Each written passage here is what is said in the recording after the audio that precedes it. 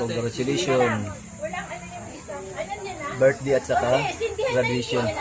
Pinagsabay na yung paghanda. Ito yung tiyahin ko. Ito, first cousin, at kapatid. Kapatid ko ito nakatalikod. Yan. Picture mo na kayo dalawa. Kandila muna. Oh, kandila muna. Kandila. Asan ba yung lighter? Ner, lighter. Yung lighter, saan? Ako muna ang mundo. Lighter. Tapos kakanta na kami. Oh, okay na? Sure muna isa. 1, 2, 3. Sure, mag lighter na walang lighter. Puro, wala ba? Sayang pala. Sayang nagdala ako yung may lighter pala eh. Hello po. Misis mo yan. Sabi ko na sa Taiwan. Sana nandito ka para na-meet kita ng personal. Ang anak kong panganay. Pinagwapa. Sana pinagwapa. Pinagwapa silang dalawa. Buka din. Kailan magkaiba ng beauty. Happy birthday! Oh, happy birthday to you. Happy birthday to you. Happy birthday, happy birthday, happy birthday to you. Congratulations!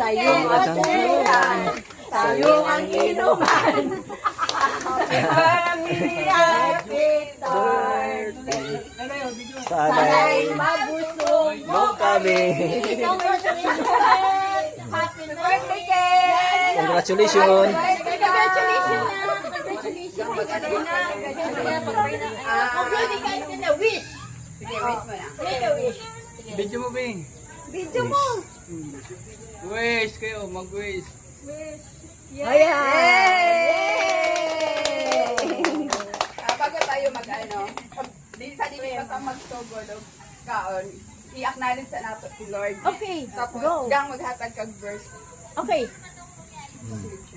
Sige na, gang.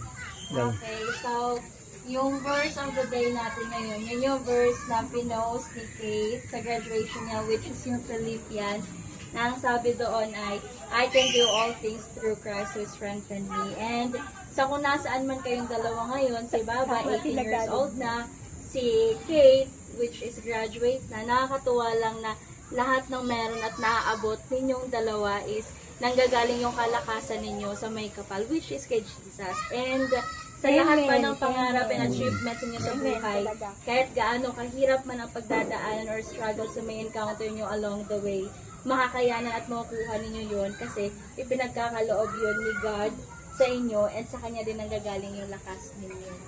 So yun yung word natin of the day, which is I can do all things through Christ who strengthens me. Amen. Pray muna tayo sa pagkain at saka sa Thanks. celebrant. Yes. Okay, let's pray muna. Let's bow down our head and let's pray. Heavenly Lord, we are so grateful for the beautiful day that you have given to us, God.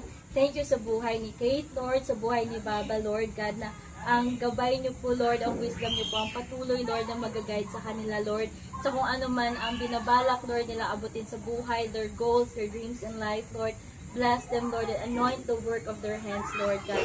Na kung saan po yung wisdom ninyo ang patuloy na mag-overflow sa buhay nila.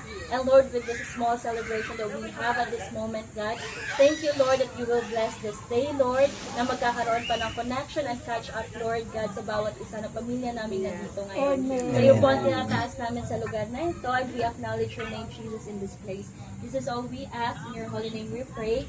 Amen. Amen.